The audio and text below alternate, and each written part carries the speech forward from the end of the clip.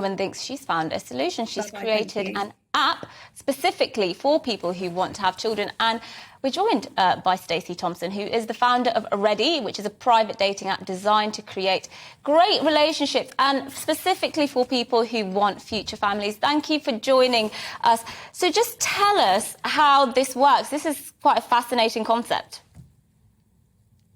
Well, I guess it's from years of my own experience, to be honest. I really got dating fatigue, and I then went on to have solo IVF. And I realized there was a huge problem.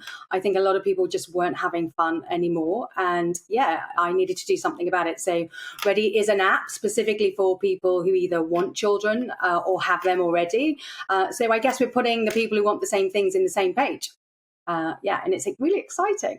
Which gets away this really awkward thing, doesn't it? Like if you're on a dating app and you're going out for dinner with somebody and you sort of, I imagine maybe I was going to be a bit sexist and say more women think this, but I bet in your experience it's men and women. And you might be thinking, I want to ask if he wants to have kids, because if he doesn't want to have kids, frankly, there's no future from this. And you've got rid of that awkwardness, haven't you? You're just straight in there. Do you want to have a family? Yes, I do. Yeah, and absolutely. And I found myself when I was dating in my late 30s, being open and upfront about that. I started to make myself a lot smaller and kind of lean into what they wanted. And I guess a lot of people probably do that anyway and hope that they're going to change the person. And of course, we know that nobody changes anybody.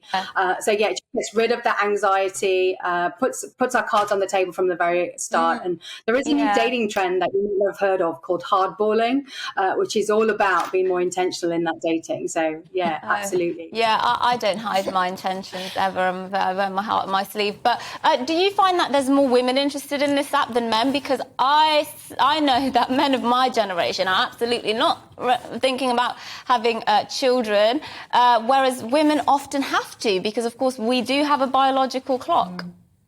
Yeah, it's strange because that's a little bit of a narrative, really. But not every man wants to have a child when they're Mick Jagger's age, first of all. And also, having gone through IVF myself, there's a hell of a lot of men that have fertility issues in their early 20s.